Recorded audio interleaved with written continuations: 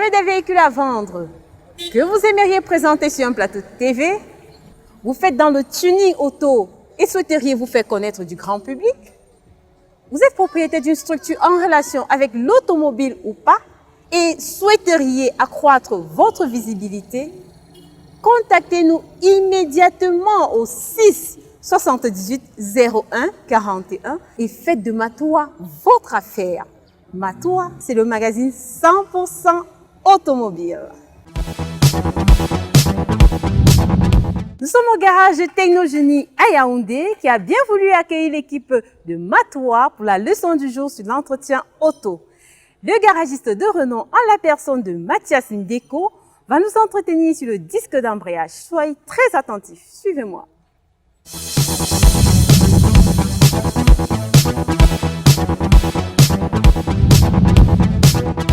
Nous sommes bien dans votre bureau, Monsieur Mathias Ndeko. Oui. Je voudrais dire un bonjour particulier à la plus jeune des secrétaires, Nelly Ndeko. Et merci encore d'accueillir l'équipe de Matoa dans votre illustre garage. Enchanté.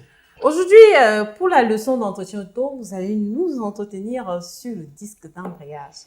Oui. Le disque d'embrayage, véritable casse-tête. Alors, est-ce qu'on peut déjà avoir un disque d'embrayage à l'image? Oui, j'ai préparé pour vous 2 pièces. D'emblée, on rappelle les fonctionnalités d'un disque d'embrayage. Oui. Parce que Le moteur, il transforme le mouvement des pistons à un mouvement rotatif qui est reçu par une pièce qui s'appelle le volant moteur. Là-dessus vient s'accoupler la boîte de vitesse. Pour transmettre ce mouvement rotatif par un arbre de transmission aux roues. Maintenant, si c'est monté comme ça, tout simplement, vous ne pourrez pas avoir votre moteur qui tourne à l'arrêt. Donc, vous allez caler tout le temps. Donc, le disque d'embrayage est placé entre les deux, entre l'accouplement de la boîte et du moteur, pour soit accoupler la boîte au moteur, soit désaccoupler les deux. Okay. Ça veut dire, lorsque vous voulez utiliser le mouvement rotatif, lorsque vous voulez partir, alors le disque d'embrayage qui colle avec le volant moteur accouple le mouvement. Donc, vous pouvez tourner les roues arrière, vous pouvez avancer. Maintenant, lorsque vous devez vous arrêter sans caler, vous débrayez, vous séparez le mouvement rotatif du moteur à la boîte de vitesse. Pour séparer, vous avez décollé avec un mécanisme qu'on appelle le plateau d'embrayage, mais en fait, c'est le mécanisme d'embrayage. Donc, vous séparez le mouvement du moteur à la boîte de vitesse. Les deux ne sont plus ensemble. Oui. Ça veut dire que maintenant, vous pouvez tourner votre moteur sans le caler. Le moteur ne calera pas. Donc, le disque d'embrayage, donc, pour finir, pour aller comme ça, c'est pour coller ou décoller, séparer ou accoupler les mouvements du moteur à la boîte et inversement. Est-ce qu'il y a des facteurs qui pourraient engendrer une usure précoce, une usure prématurée du disque d'embrayage? Le premier facteur, c'est quand ils sont fait poser des disques de contrefaçon, de mauvaise qualité. Oh là là. Et donc, la qualité de la matière qui doit servir à la friction n'est pas bonne, donc s'use très rapidement et peut causer d'autres dégâts. Le deuxième inconvénient, c'est qu'il va ronger le volant moteur sur lequel il travaille.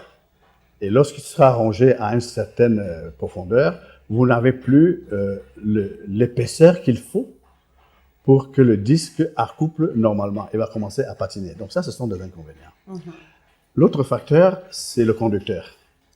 D'accord. Ça, c'est le plus intéressant. C'est ce que je voulais savoir. Oui. Alors, l'embrayage, il faut l'utiliser à fond ou pas à fond, sans brutalité. Il ne faut pas rester à demi-embrayage. On dit patiner. Moi, c'est mon habitude. Hein. En fait, j'ai l'habitude de garder le pied toujours. C'est une très, très mauvaise habitude. Et comme ça, vous allez très régulièrement remplacer votre disque d'embrayage. Jusqu'au moment où il faudra remplacer aussi le volant moteur. Le coup commence à être important.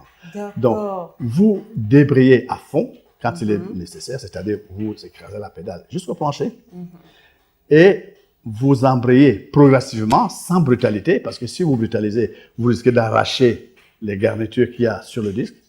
Donc, vous embrayez gentiment. Avec beaucoup de précautions. Avec beaucoup de précautions. Ah, ne veut pas dire. Je suis sûre que mes frères taximens. Ça ne veut pas dire qu'il faut dormir dessus non plus. Des taxis, là, je suis pas sûre qu'ils font tout ça. J'espère que cette émission va les aider dans ce sens-là, oui. L'autre facteur, c'est que il ne faut pas partir lorsque vous démarrez, ne pas partir avec une autre vitesse que la première.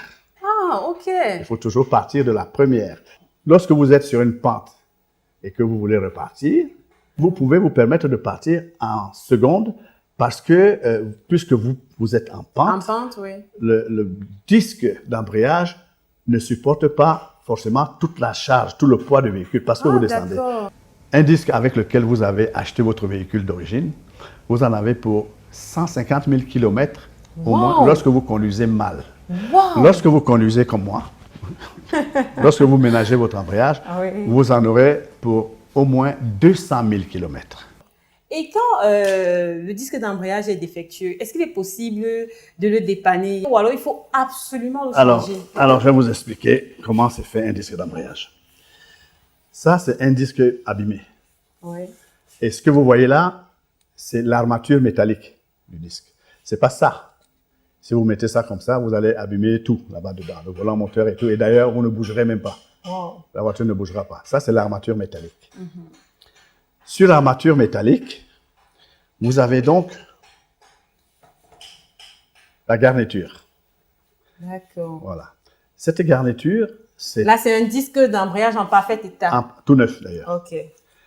Vous avez donc cette garniture. C'est ça qui sert de friction. C'est ça qui colle pour accoupler. C'est ça qui colle au moteur, au volant moteur, pour accoupler la boîte de vitesse. Parce qu'en même temps, sur le plateau d'embrayage qui vient ici derrière, il est collé. Donc, les deux sont collés comme ça. Et le disque entraîne le mouvement du moteur à la boîte de vitesse. Donc, il faut qu'il y ait cette garniture. Maintenant, lorsque la garniture est usée ou brûlée, parce qu'elle peut brûler, si vous l'avez chauffée en patinant de temps en temps volontairement, ou il est usé, il est HS. Il n'y a plus rien à faire. Il est bon pour la poubelle. Mais, parfois, on ne trouve pas tout de suite le disque du modèle qu'on veut. On ne veut pas rester en panne. Alors, qu'est-ce qu'on fait? On fait regarnir l'armature. Ah bon? Ah ça, je ne savais pas. Ça, c'est une grande découverte pour moi. Je ne savais pas que ça pouvait... Alors, on colle donc soit avec de la colle adéquate, soit avec des rivets, ce que vous voyez là. On remet ici des garnitures. Donc, ça veut dire que ce revêtement-là se vend à part? Ça se vend à part. Mais je vous ai dit, je viens de vous le dire, c'est uniquement pour se dépanner parce qu'on n'a pas trouvé... ça, c'est une solution provisoire. C'est une solution provisoire parce que généralement, la garniture qu'on vous met dessus, c'est pas la matière conçue par le concessionnaire. J'espère que nos amis à la maison en ont beaucoup appris aussi. Nous allons raviver vos leçons d'auto-école grâce à notre émission Matoa. Donc, je vous invite... avec nos amoureux de l'automobile qui nous regardent de l'autre côté de l'écran, à suivre cette leçon sur la voie publique et le terrain public. Vous apprendrez à faire la différence entre la voie publique et le terrain public. Soyez très attentifs parce qu'au terme, vous aurez un quiz. Nous vous le rappelons avec des bons de carburant en prime. On y va?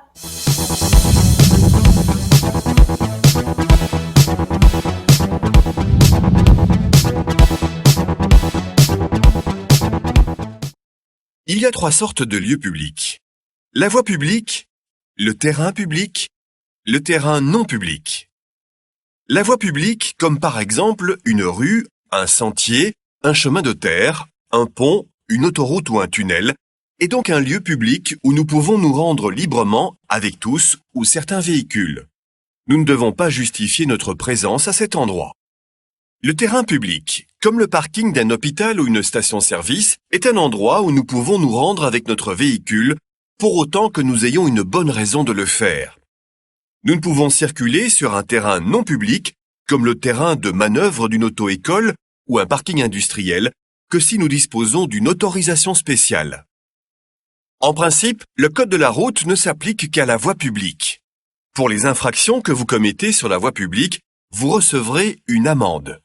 Mais sur un terrain public ou un terrain non public, vous ne pouvez pas faire ce que vous voulez. Pour les infractions graves que vous y commettrez, vous serez également sanctionné ou poursuivi au pénal.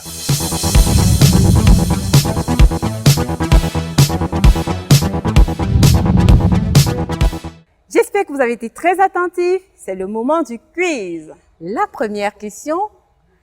Le code de la route s'applique au terrain public. Vrai ou faux? La deuxième question, qui concerne l'entretien auto. Quelle est la durée de vie normale d'un disque d'embrayage? Faites-nous parvenir vos réponses via SMS ou WhatsApp au 6 78 98 01 41. Vous avez jusqu'à la dernière seconde de cette émission pour nous faire parvenir vos réponses. Les 5 premiers bénéficieront d'un bon de carburant. Et ça, les résultats, c'est pour la semaine prochaine. Dépêchez-vous, faites travailler vos ménages et entrez en possession